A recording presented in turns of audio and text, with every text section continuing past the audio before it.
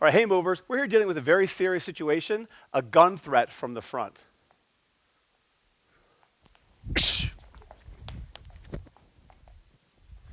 Change angle.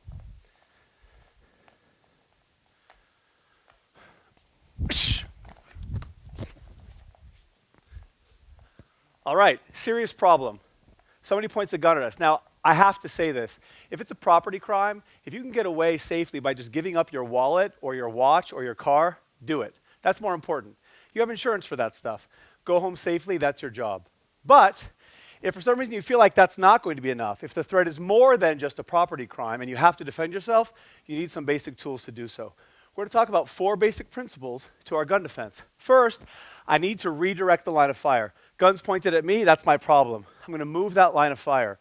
I'm going to make a short, quick motion of my arm, in this case my left arm, that's not detectable to him. So I'm not going to roll my hand in a big arc. It's going to be a short, straight line up to the weapon. At the same time that I make that small redirection of the gun, I'm going to blade my body a little bit so I'm out of the line of fire.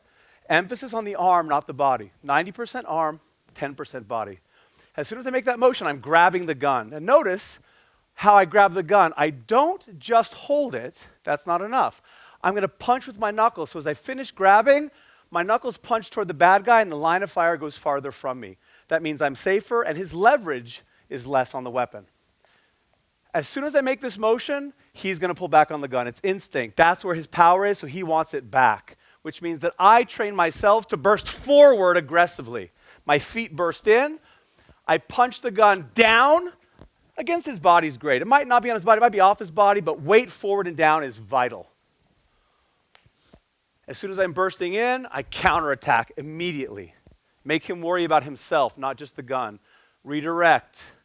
Control and counterattack. Get your hand to the weapon. Watch the motion of my hand. I punch, I recoil, I keep my hand close to my body so it is not in the line of fire. Punch, recoil, reach down and catch. I'm now holding the barrel and the back of the slide or the hammer, the back part of the gun. From here, I make a very aggressive rotation of the weapon here. I break it and then I take it from him. Notice my feet have not moved yet. I make sure that the weapon is in my possession, not his, and then it's safe to move away. If Jake's finger's in the trigger guard, which you should not do if you're training, I'll go very slowly, you can see that as I make that rotation, it's going to put a lot of pressure on his finger. Jake, do you feel it? Mm-hmm. That's what we want to happen to the gunman. Not to our partners in training, but to the gunman. Redirect, control, and counterattack. Finish the control. Now, disarm. Break, take, and move away. That's how to defend against the gun.